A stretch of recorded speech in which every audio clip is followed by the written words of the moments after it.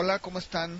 Vamos a continuar con el tema de la serie que estamos tratando, que es cómo abandonar tu pecado.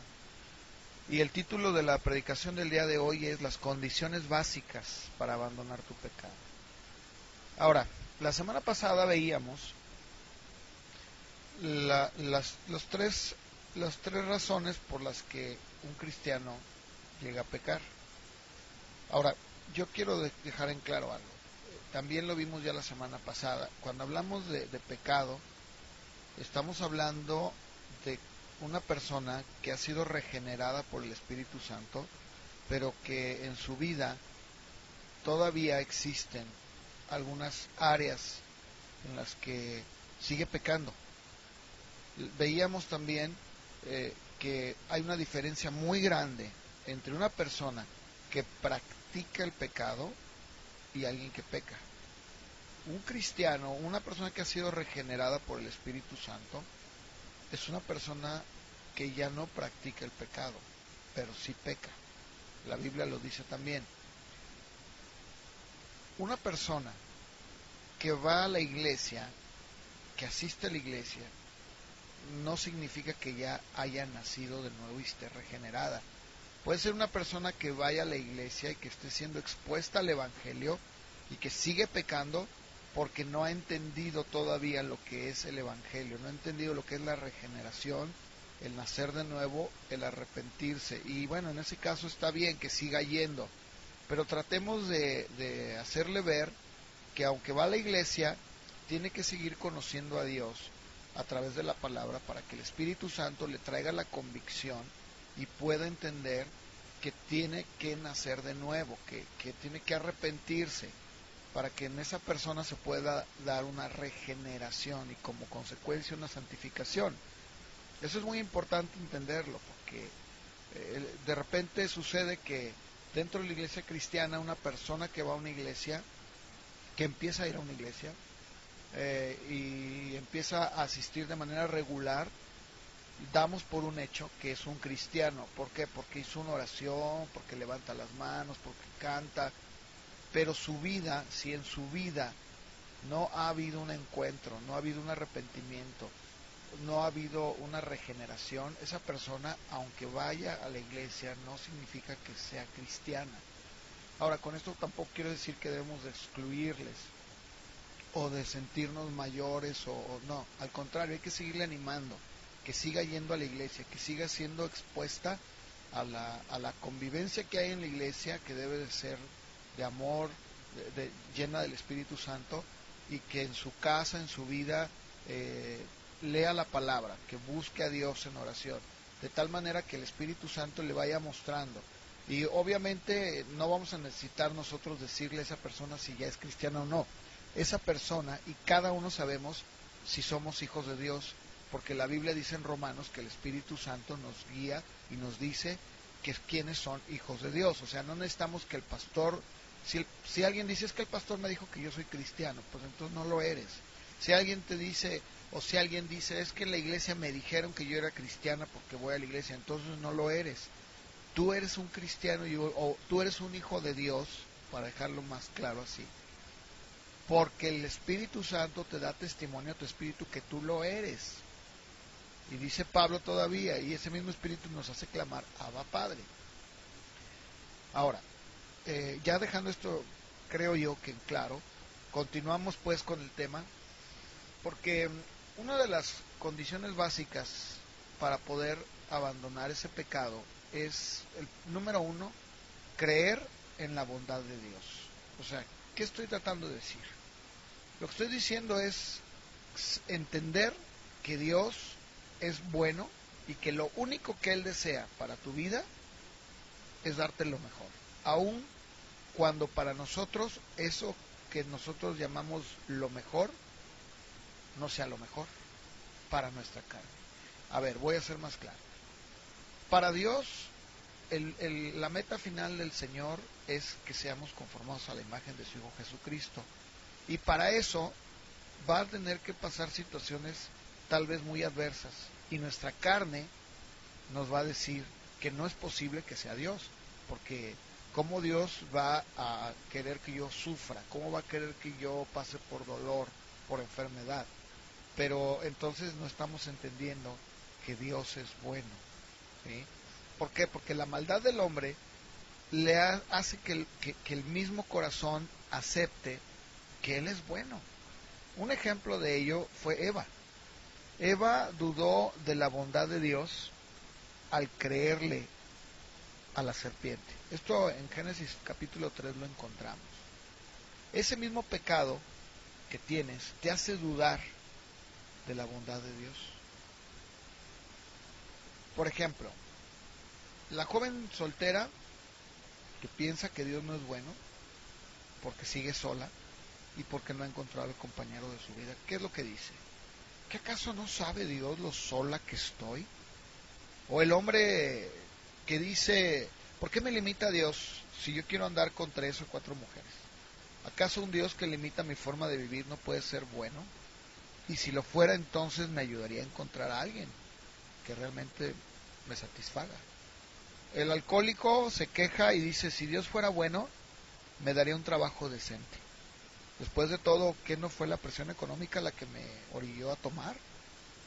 ¿Por qué Dios no me saca de este caos? ¿Es bueno Dios?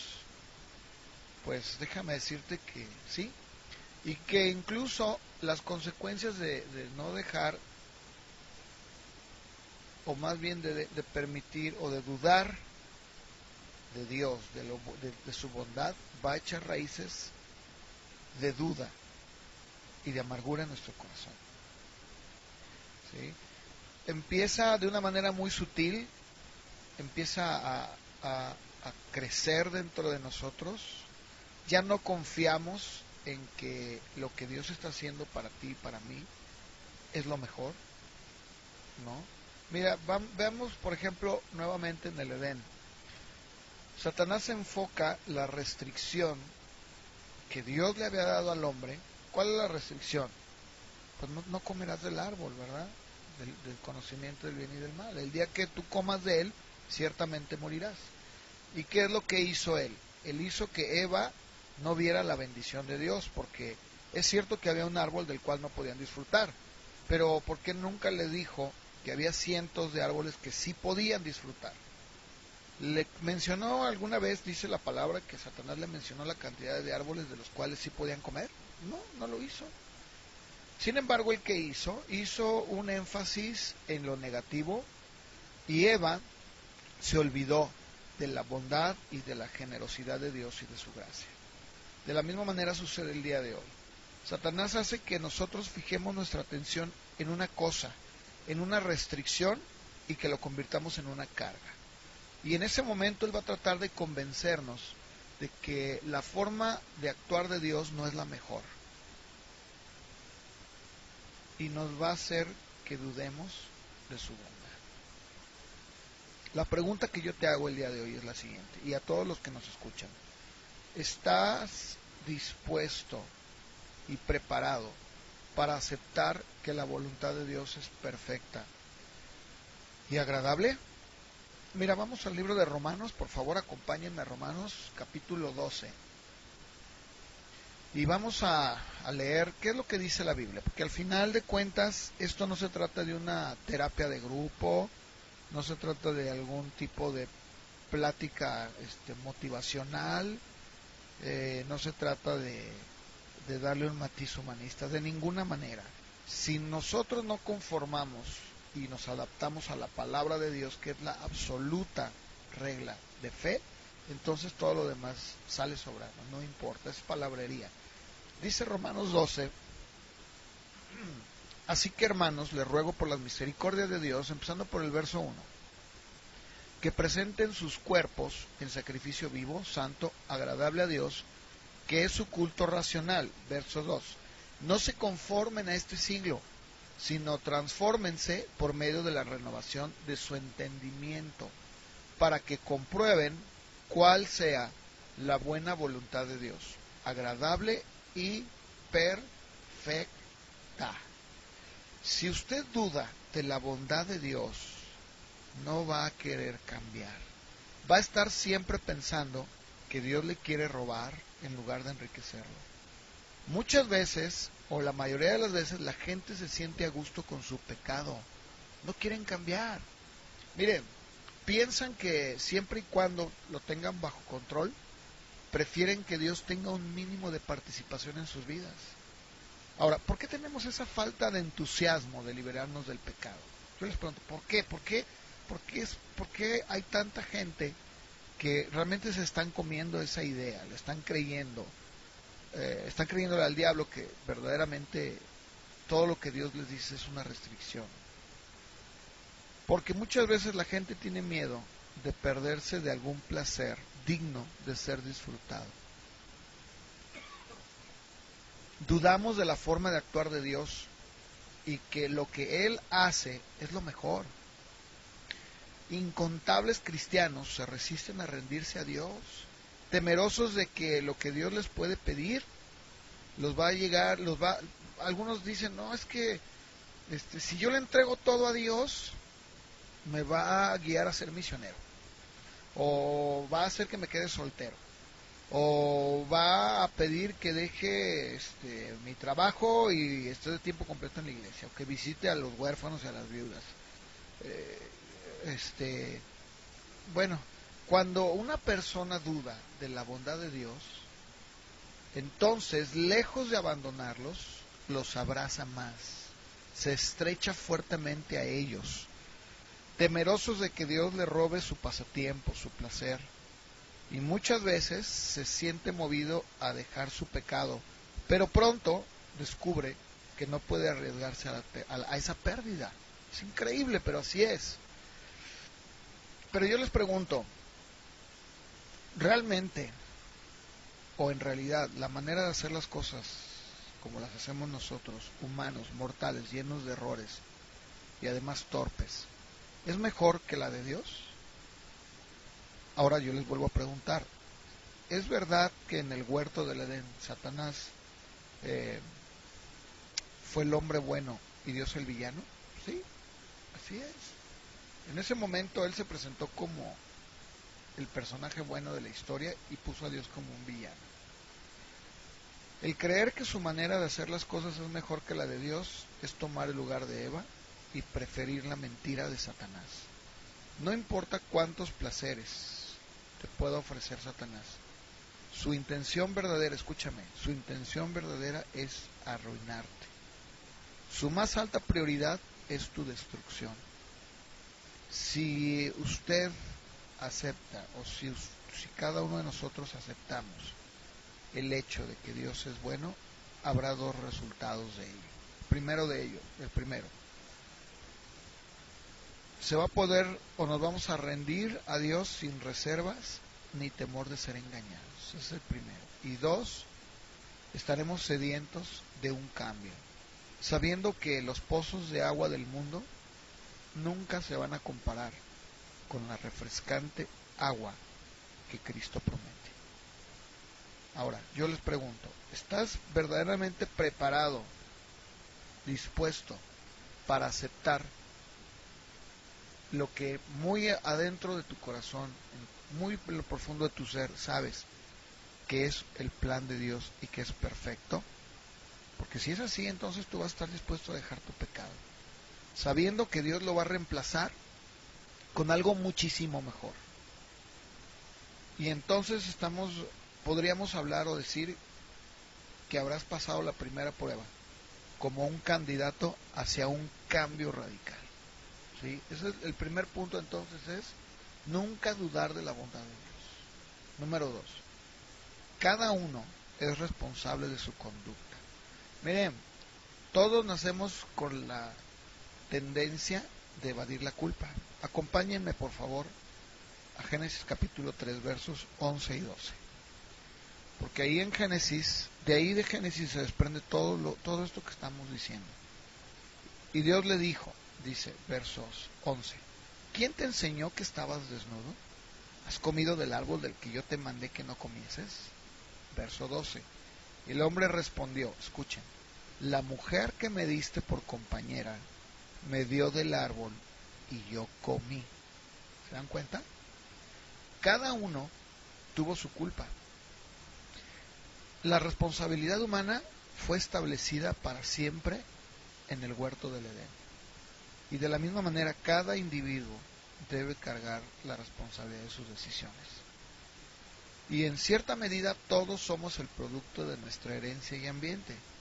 Pero aun cuando aceptamos esto, todos sabemos que la sociedad civilizada no puede subsistir a menos de que se acepte la responsabilidad individual de las acciones propias de cada uno. Somos responsables ante nuestra familia, ante nuestro patrón, ante la sociedad, ante la iglesia y sobre todo ante Dios. Toda persona madura necesita dejar de culpar a los demás y comenzar a tomar una plena responsabilidad de lo que él o ella son, pensando en el pasado, en el presente y en el futuro. ¿Sí?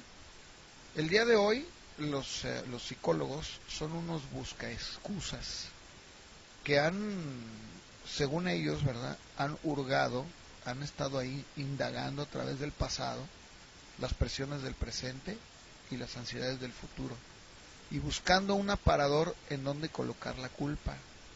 O sea, en pocas palabras, el hombre de hoy, el hombre moderno y el hombre natural siempre trata de buscarle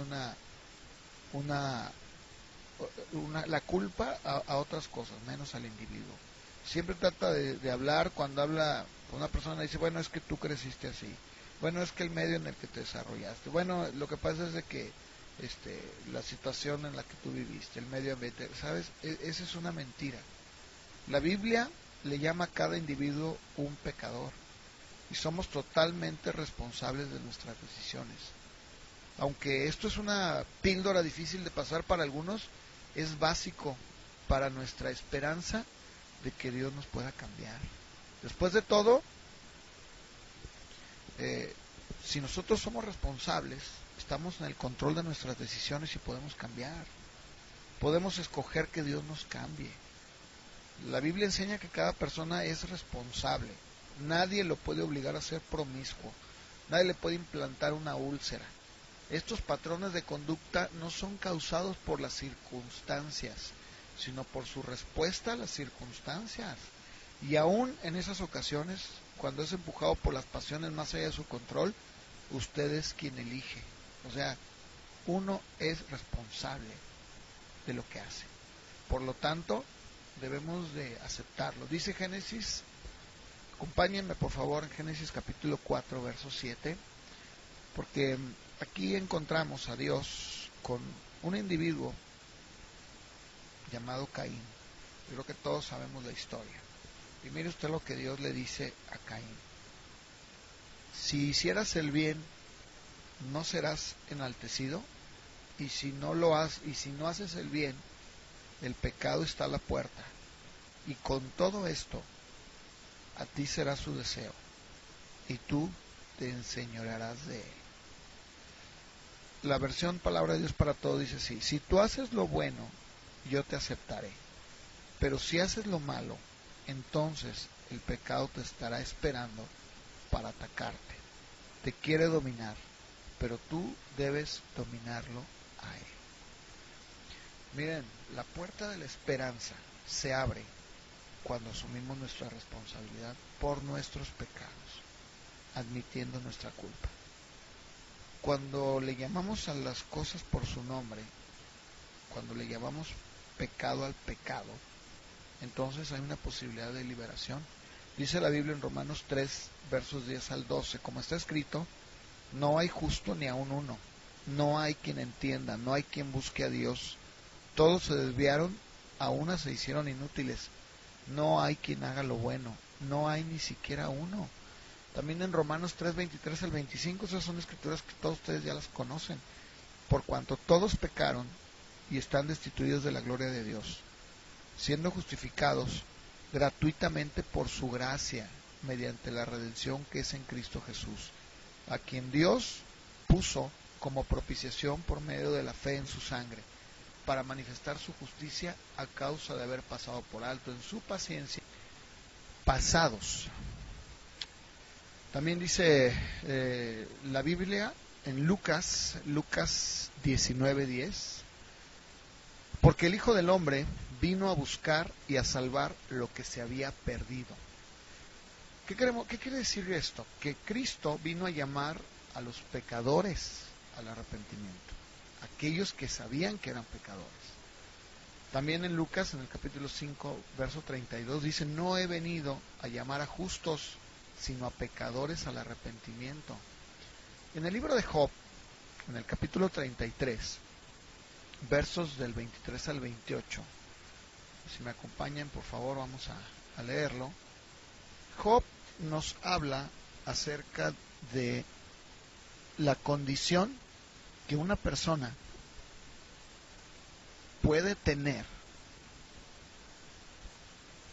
en su vida y la forma en la que Dios libera a esa persona del pecado. Dice Job 33, versos 23 al 28. Si tuviese cerca de él algún elocuente mediador muy escogido, que anunciase al hombre su deber, que le diga que Dios tuvo de él misericordia, que lo libró de descender al sepulcro, que halló redención, su carne será mucho más tierna que la del niño. Volverá a los días de su juventud. Y escucha, orará a Dios y éste le amará y verá su faz con júbilo. Y escucha esto, y restaurará al hombre su justicia. Y luego dice el verso 27, él mira, o sea Dios, sobre los hombres, y al que dijere, pequé y pervertí lo recto, y no me ha aprovechado, Dios redimirá su alma para que no pase al sepulcro, y su vida se verá en luz. ¿Te das cuenta? Cómo Job nos habla sobre la condición de una persona que está en el pecado, pero que reconoce, que admite su condición, que admite su estado ante Dios y dice, y Dios mismo lo librará. En Oseas capítulo 14, versos del 1 al 4, dice así: el profeta Oseas está llamando a un pueblo al arrepentimiento. Y mira, leamos lo que dice el verso 1 del capítulo 14 de Oseas. Suplica a Israel para que vuelva a Jehová. Vuelve, oh Israel, a Jehová tu Dios, porque por tu pecado has caído.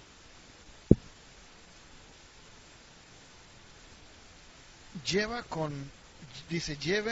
contigo palabras de súplica y vuelve a Jehová, y dile: quita toda iniquidad y acepta el bien, y te ofreceremos la ofrenda de nuestros labios. No nos librará el asirio, no montaremos en caballos, ni nunca más diremos a la obra de nuestras manos: dioses nuestros, porque en ti el huérfano alcanzará misericordia.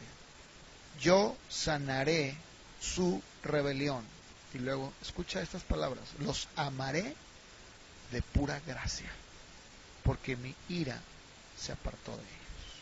El asumir la responsabilidad también restaura la dignidad que Dios le dio. ¿Sí?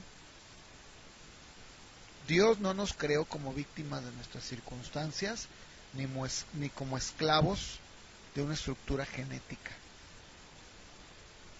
Dios puede elevarse sobre el pasado y no tiene por qué ser empujado hacia un molde. Alguien puede decir que, como muchos erróneamente dicen, ¿verdad?, que es porque tienen maldiciones generacionales, ¿verdad? O que como lo decía hace un momento, ¿no? O sea, el querer excusar a una persona. Realmente la Biblia dice en 2 Corintios 5:17, el que está en Cristo Jesús es una nueva criatura. Ahí no entra ningún tipo de herencia generacional. Cuando el Señor restaura y regenera a una persona, la restaura y la regenera completamente. Y nada tiene que ver que si su abuela, que si su abuelo eran chamanes, o eran brujos, o eran ateos, ¿verdad? No tiene nada que ver.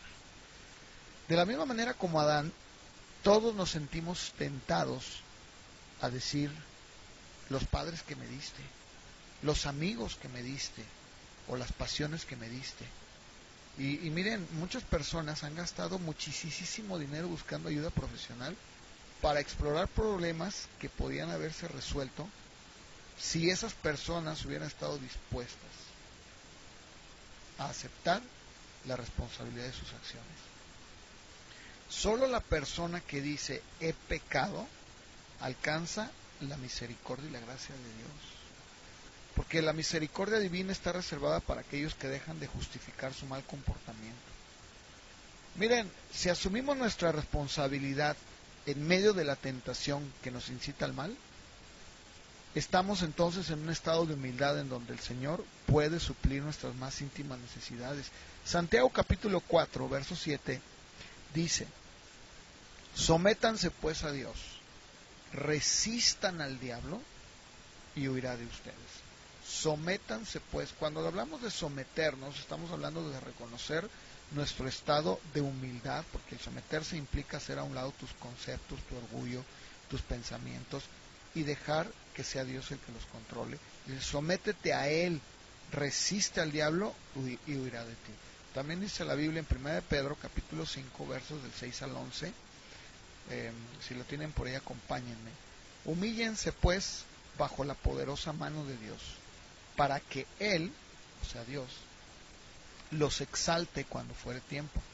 Y escucha el verso 7, echando toda tu ansiedad sobre de Él, porque Él tiene cuidado de ti.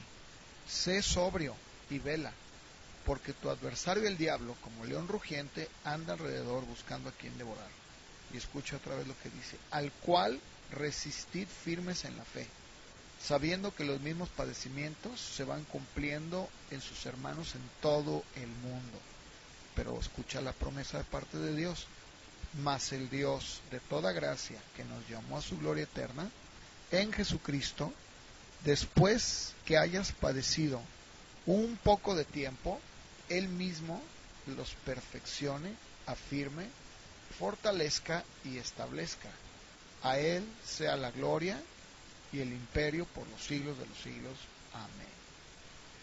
Cuando dejamos de culparlo a Él y asumimos la responsabilidad de lo que hemos hecho, Dios tiene una libertad para venir en nuestro auxilio sin poner más excusas. Salmo 51:4 dice, contra ti solo he pecado, y he hecho lo malo delante de tus ojos, para que seas reconocido justo en tus palabras y tenido por puro en tu juicio. Punto número 3. Debes de creer que es posible la liberación. Y cuando hablo de liberación no estoy hablando de demonios, No, la liberación me refiero a ser libre. Dios le hizo una promesa a Adán y a Eva, a los que pecaron de una manera flagrante. Y les dijo en Génesis 3:15, pondré enemistad entre ti y la mujer, y entre tu simiente y la simiente suya. Esta te herirá en la cabeza y tú le herirás en el calcañar. El mensaje fue clarísimo. En medio del conflicto, Satanás solo va a lastimar el talón de Cristo, mientras que Cristo destruiría la cabeza de la serpiente. La victoria sobre el pecado y sobre Satanás es una posibilidad para los hijos de Dios. 1 Corintios capítulo 10, verso 13 dice, no ha sobrevenido ninguna tentación que no sea humana, pero fiel es Dios que no los dejará ser tentados más de lo que pueden resistir, sino que dará también juntamente con la tentación la salida para que puedan soportar. No podemos alegar que nuestro caso es especial o único.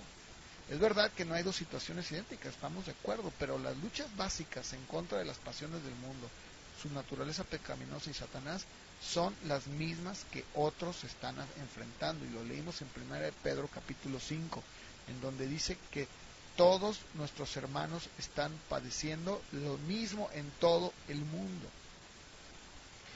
Ahora, si me acompañan a 1 Corintios capítulo 6, versos del 9 al 11, vamos a ver cómo en estos pasajes Pablo nos muestra que la situación que podemos vivir hoy no es única.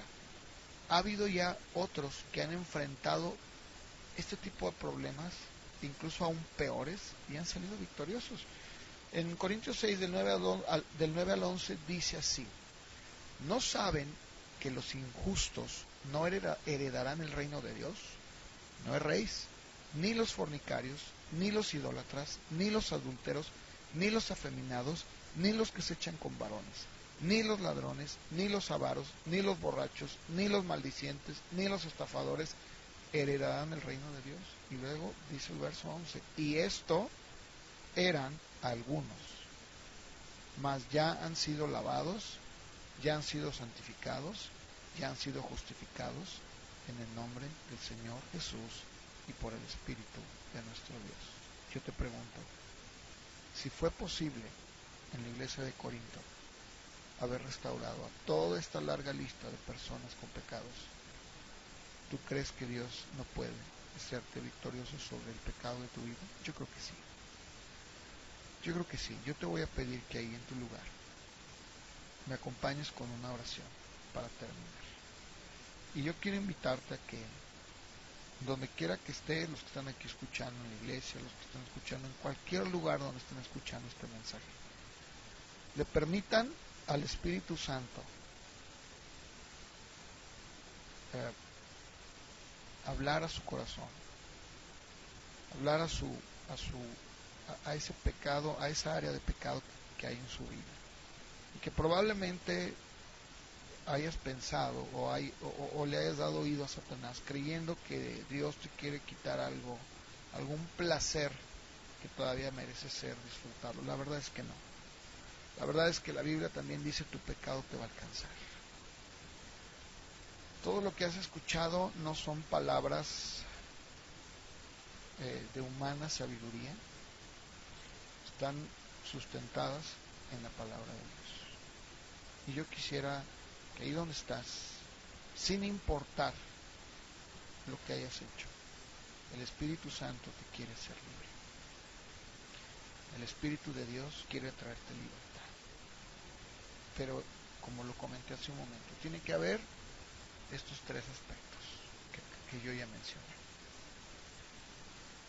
El primero de ellos es el creer que Dios es bueno. Todo lo que Él hace, lo hace por nuestro bien. Segundo, admite tu culpa. No, deja de culpar a los demás. Admítelo. Reconócelo ante Dios. Y tercero, creer que Dios puede hacerte libre, porque Él tiene el poder. Señor, en esta hora venimos delante de ti. Padre, tú conoces los corazones, la vida de cada persona que está escuchando en donde quiera que lo esté escuchando. Y tú tienes el poder, porque tú estás ahí, de en este momento hablar a través de estas palabras, ministrar, probablemente confirmar a alguien lo que tú ya le habías dicho en su corazón. Es posible, Señor. Es posible ser libre. ¿Por qué? Porque tu Espíritu Santo ha venido para hacernos libres. Tu palabra dice, Señor, tú lo dijiste en Juan 10:10, que tú has venido para darnos vida y vida en abundancia. El apóstol Pablo decía que ahora hemos sido liberados para poder vivir nuestra vida no sujetos a servidumbre del pecado, sino poder usar nuestros miembros para justicia. Ayuda, Señor, y que tu Espíritu Santo ayude a entender que tú quieres hacernos libres. Te lo pido, Señor, cualquier persona, donde quiera que esté, sepan que tú quieres y puedes hacernos libres. Te lo pido, Señor, en el nombre de Jesús. Amén. Amén. La semana que entra vamos a seguir con nuestra serie Cómo abandonar tu pecado, y vamos a ver el título de la predicación va a ser Dejando atrás tu pasado. No dejen de oírlo, me da mucho gusto, que Dios los bendiga y nos vemos la semana que viene.